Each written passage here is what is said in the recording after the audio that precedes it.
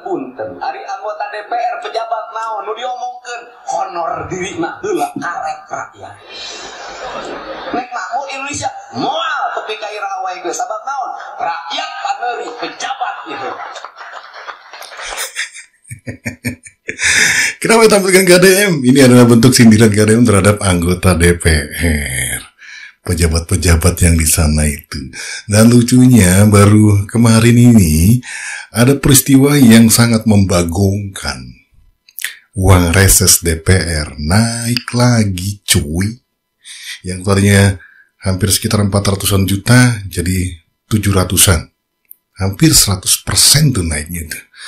Hampir 1 kali lipat itu. Dan kemarin ini rame lagi karena tiba-tiba naik lagi sekitar 50-an juta.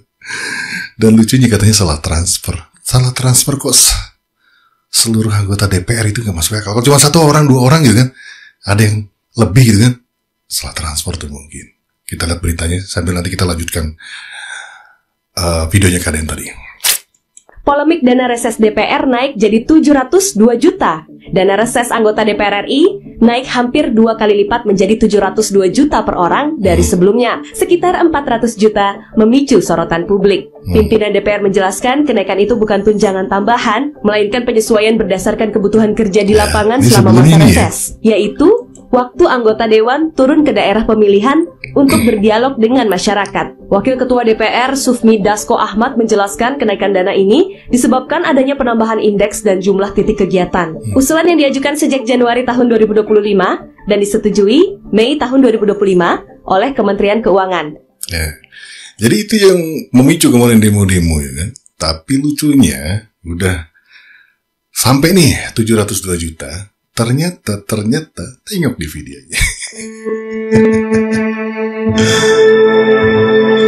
Fenomena mistis anjir.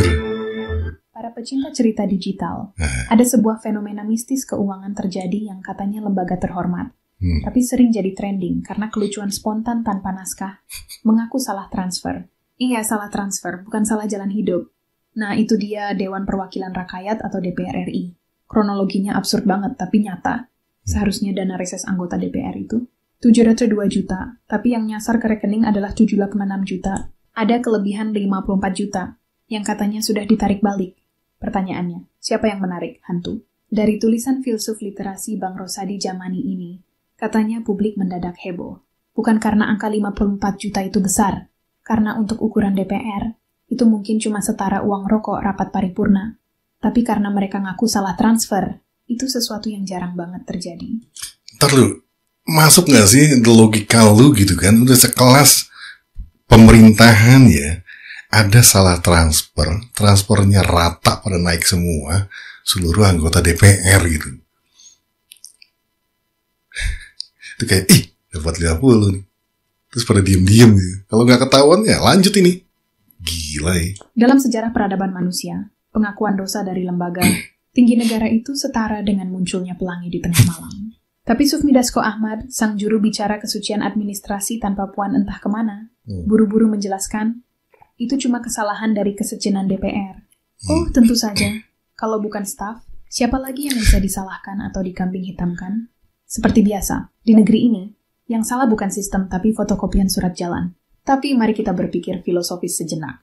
Mungkinkah ini bukan sekadar salah transfer, tapi pesan semesta? Mungkin semesta sedang menguji, apakah jika uang lebih dikirim ke wakil rakyat, mereka akan bilang, waduh, kelebihan nih, tolong tarik balik. Gak mungkin tinggal gitu. Inilah ya, di saat susah nih, masyarakat masih banyak yang susah. Dimana di beberapa daerah, itu ada pemangkasan, gitu kan, dirubah slotnya lah, tapi intinya kan turun nih pendapatan di berbagai daerah. Gua kebetulan yang di Jawa Barat dan gubernur gua adalah KDM, itu juga sudah memperlihatkan dan rapat waktu itu ada kontennya.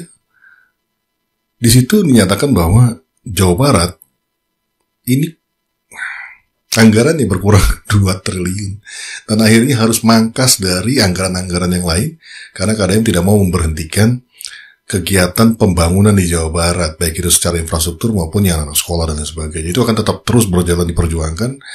Yang berkorban akhirnya para birokratnya, ASN-ASN yang mungkin di sana gitu kan, yang udah pasti gubernur juga sudah banyak memotong budget-budget yang sekiranya dirasa bisa dihemat gitu kan.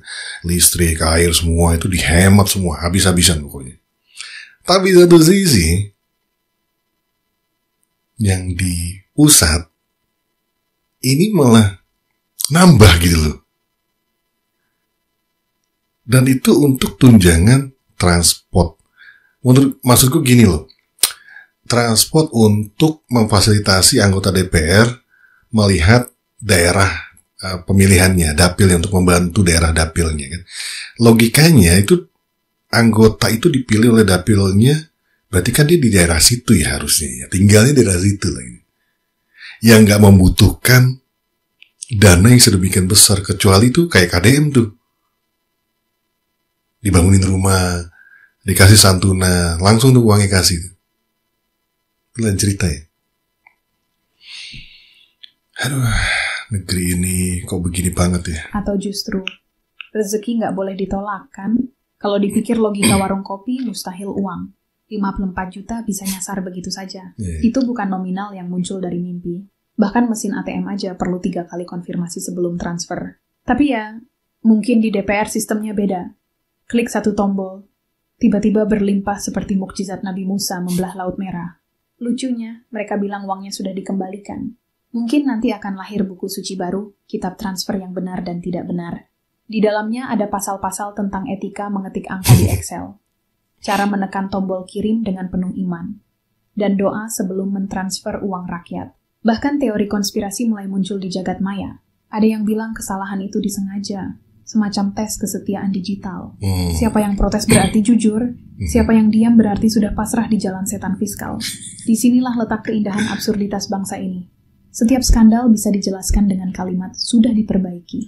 Main-main gue pakai dana rakyat gitu loh kan. Baik banget sih. Kebijakan salah sudah direvisi. Dana bocor sudah dikembalikan. Rakyat miskin sudah disurvei. Jadi kalau DPR salah transfer, kita jangan kaget. Di negara ini, yang benar saja bisa jadi salah. Apalagi yang salah bisa jadi anggaran. Tim AI Roy Wijaya. Ya, kembali lagi pasti nanti ada yang dikorbankan. Dan gak mungkin para pemimpin yang mau dikorbankan. Walaupun kan harusnya mereka juga mengawasi ya. Ini uang larinya kemana. Ya kembali lagi gue membandingkan dengan KDM, makanya pentingnya sebuah konten transparansi. Jadi kita tahu tuh keputusan-keputusannya, anggarannya kemana, habis untuk apa tuh, tahu tuh. Dulu sempet ada video gue sempat nonton Mata Najwa kalau nggak salah, dengan Najwa Shihab pokoknya, entah di acara Mata Najwa atau bukan. Najwa Shihab itu menceritakan Ahok ya. Reses ketika kunjungan itu detailnya tuh dilampirkan tuh. Ngapain aja, beli apa, beli makan siang, beli apa, bensin apa segala macam, itu dibuat pengeluarannya, dibuat pembukuannya tuh. Harusnya dana reses juga begitu tuh, kayak seperti kayak di perusahaan ya cuy. Di perusahaan ketika lu keluar kantor, lu dibekalin tuh uang petty cash tuh kan untuk bensin, atau misalkan nanti perlu entertain gitu kan, lu tinggal ngajukan ke bagian keuangan, lu nanti dikasih uang. Kalau gue dulu begitu ya, mau keluar nih, mau meeting, nanti bisa minta uang tuh ke situ. Kalau kita pas nggak pegang uang gitu kan, minta dong petty cash, keluarkan buat bensin, buat entertain nanti atau makan siang gitu. Nah tapi setelah itu harus dikembalikan kalau ada sisa. Nih buat makan habis sekian, bensin habis sekian, sisanya ini. Nah ini bon-bonnya, dan ini kita harus bawa tuh struknya. Nah harusnya kayak RSS itu, dia kunjungan seperti itu kan juga seperti itu, harus pertanggungjawabnya harusnya ada itu. Dan detail seperti Ahok dibikin tuh per hari dia kemana. Itu menurut gue ada salah satu contoh yang bagus yang harusnya bisa diterapkan. Cuman kalau itu diterapkan, mati kutu semuanya. Yang harusnya uang bisa masuk kantong pribadi, ini alasannya apa nih? Akhirnya di warung bon kosong laku nih. Ujung-ujungnya nyari kwitansi sama bon kosong nih. Gila ya. Kalau ngakalin bensin nggak bisa sekarang, kan udah print. Kalau zaman dulu ada tuh bon zaman dulu. Dulu kan kalau di pom bensin zaman dulu tuh ada tuh yang tulis tangan kan, bon kosong tulis tangan, nggak bisa beli bon kan nggak bisa. Ngakal ini dari mana kan? Aku nggak tahu tuh uang reses apakah dilakukan pertanggungjawaban pengeluarannya, kalau harusnya dibuat ya, sehingga nanti ke depan nih uang reses bukan naik terus, tapi kalau bisa berkurang kalau memang kebutuhannya tidak tinggi, harus ngirit. Ini yang lain disuruh ngirit, pemerintah daerah pada ngirit semua, dipangkas, ini mencuat sendiri. 54 juta. Ya tadi gue bilang, kalau cuma 1 orang atau 2 orang gitu kan, 5 orang deh gitu kan, nyasar salah transfer, mungkin masih masuk akal ya. Tapi kalau semua kan, ya ini mah namanya kenaikan gitu kan. Dan kalau salah transfer, nominalnya harusnya beda-beda gitu kan yang diterima. Berarti kesalahan tuh. Si A 50 juta, yang ini ada yang dapat 25 juta gitu. Karena salah ngitung mungkin. Mungkin ya human error bisa aja terjadi. Tapi itu kan harusnya ya paling 1 atau 2. Sekelas pemerintahan masa iya bagian keuangannya tidak jeli kan gitu kan. Harusnya lebih jeli. Di kantor aja kita yang kecil-kecil aja jeli tuh. Yang permasalahannya karena ini kan uang rakyat gitu loh. Kayaknya gampang banget gitu kan. Ngasih 50 juta ke orang gitu, kayaknya enteng banget sumpah. Oke, kita coba lihat ada video lainnya kah? Mana? Memang bajingan semua, memang nggak ada otak. Memang mereka ini tidak pernah sadar. Memang perlu dinepalkan para bajingan-bajingan ini semua. Kenaikan reses tahun lalu berapa? 360 juta. Sekarang resesnya 360 juta. Sekarang itu jadi 2 juta. Hampir 100%. Hampir 100%. Hampir 100%. Udah naik hampir 100%. Padahal sebelumnya. Bajingan-bajingan ini, pantas dia senang. Dia tidak masalah, tidak sedih apabila dipotong tunjangan rumah 50 juta per bulan. Rupanya di belakang itu dia lebih mendapatkan uang lebih banyak. Yang biasanya reses itu cuma 360, sekarang 220. 2 kali lipat. Jadi artinya apa? Memang bajingan ini memang tidak pernah puas kalau tidak dapat di sini, dia larikan ke sini. Dia prank rakyat ini. Dia buat rakyat ini memang terbuai, habis itu dia jalankan misi dia. Coba bayangkan, uang reses ini tidak pernah ada pertanggungjawaban. Ini sama saja, sekali 2 bulan dia maling duit negara ini 700 juta. Ini yang perlu diperhatikan. Memang bajingan semua, memang nggak ada otak. Udah kaya tapi otaknya nggak ada. Nggak ada yang beres. Jadi kepada kawan-kawan, kepada pendemo, kepada penuntut 17.8, inilah intinya. Bahwa memang mereka ini tidak pernah sadar. Memang perlu dinepalkan para bajingan-bajingan ini semua. Oke kawan-kawan, ini berita terbaru, baru diketahui 1 hari 2 hari ini setelah kita semua kena nyala. Oke, nanti ada saatnya mereka akan merasakan akibatnya. Wassalamualaikum warahmatullahi wabarakatuh. Widih, uang reses naik guys. Waduh, dari 400 kalau nggak salah, dari 400 sekian sampai sekarang 700 sekian guys. Berapa kali lipat itu, woy? Ya Allah, Tuhan. Ya, ini kan sebelumnya ini kan, sekitar 400 juta, 300 berapa gitu kan, sampai 702. Sekarang permasalahannya ya, masih kurang puas kayaknya naik segitu. Padahal di tahun ini juga loh, naik lagi 50. Belum aja beres masalah pensiun, sekarang dinaikkan. Katanya alasannya salah transfer lah dan sebagainya. Aduh, nggak ngerti deh. Pokoknya kalau urusan-urusan kayak begitu secara detailnya saya nggak ngerti. Tapi yang jelas, saya akan mengungkap kasus ini sesuai dengan apa yang saya tahu aja. Gitu loh guys. Coba kalian ini lagi komentar apa yang benar dan bagaimana yang benarnya. Coba ya. Aku aneh loh. DPR ini selalu bikin kebijakan yang bikin merugikan rakyat. Bingung saya loh. Harusnya memikirkan rakyat dong. Kenaikan reses tahun lalu berapa? 360 juta. Sekarang resesnya 360 juta. Sekarang itu jadi 2 juta. Hampir 100%. Hampir 100%. Udah dari 160 juta menjadi 216 juta. Dan tahun 8 kali. Oke. Nanti gue hitung nih. Total berapa tuh? Jadi per tahun kalau misalkan ada dana reses dan dapil saja, mereka tuh bisa dapat 5,2 miliar. 5,2 miliar. Nah, kemarin kan ada data Fitra ya. Yang data Fitra itu menyatakan bahwa DPR setiap bulan itu kurang lebih mendapatkan 230 juta. Nah, kalau kita tambah dengan duit dana reses dan dana dapil, artinya DPR setahun itu bisa dapat 7,9 miliar. Kalau kita bagi 12 atau bagi setahun, per bulan itu mereka bisa ngantongin 658 juta per bulan. Per bulan. Belum lagi amplop coklat kalau misalkan dia ngisi acara di mana, rapat di mana itu kan gila sebulan. Iya. Jadi itu kan yang gede lah. Tadi gue bagi tuh 658 juta dibagi UMR Jakarta. Oke, berarti untuk dia bisa membayar 120 orang. Jangan sebulan 600 juta anjay. Ngeri. Belum tunjangan lain tuh ya. Tapi kalau misalkan di ND di daerah tertinggal gitu kan, ini bisa membayar kelurahan kan? Iya. Artinya kalau anggota DPR ini mulus, sampai 5 tahun dia bisa mengumpulkan atau membawa pulang sekitar ya hampir 40 miliar, 30 sampai 40 miliar ya Dil ya. 40 miliar setahun ditelan sendiri tuh. Gokil ya. 40 miliar. Duit semua tuh ya. Anjir. Gimana nggak sebel gitu kan ya di saat masa-masa seperti ini. Pantas gitu maksud gua. Kan punya hati harusnya ya. Malu lah gitu. Cukup lah. Masa iya sebulan lu hidup sebulan 600 juta nggak cukup, itu kan nggak mungkin gitu maksud gua. Lebih tuh udah bisa menghidupi banyak orang tuh. Udah menghidupi satu kampung. Dalam sebulan tuh bisa ngidupin satu kampung gitu. Satu desa, wah lebih malah. Kok iya gitu, tega begitu ada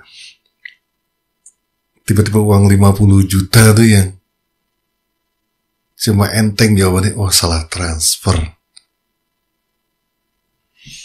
Aduh, gak tau lagi deh, gila ya. Kita coba simak KDM tadi, tuntaskan videonya di awal. Punten, hari anggota DPR pejabat naon nu diomongkeun honor diri na heula karek rakyat. Honor terus yang pikir. Mau Indonesia moal tepi ka iraha wae geus sabab naon? Rakyat paneuri pejabat itu.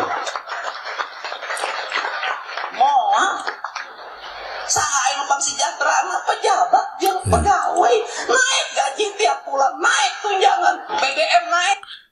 Naik tunjangan tiap. Karena dia pernah ada di DPR, tahu seperti apa. Tahu seperti apa.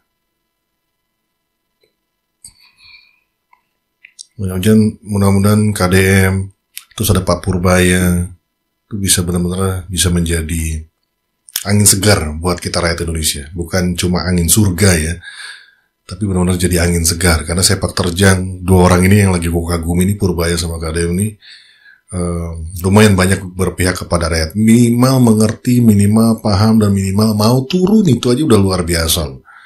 Dekat sama masyarakat, ya, ngobrol sama masyarakat dan memahami sebenarnya permasalahan masyarakat itu apa sih, dan dia memang banyak melakukan kegiatan-kegiatan itu, dan yang sederhana-sederhana ya, maksudnya dia temukan ada orang langsung dia tolong.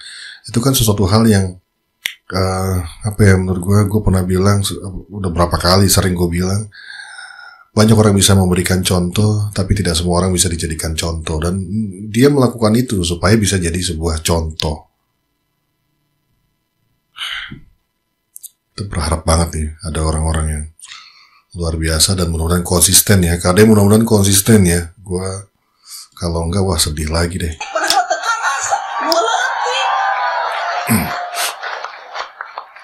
Ngomongin inflasi, tengartian rakyat mah inflasi teh naon? Duit terlalu banyak beredar, tidak duit aing mah eueuh sakit.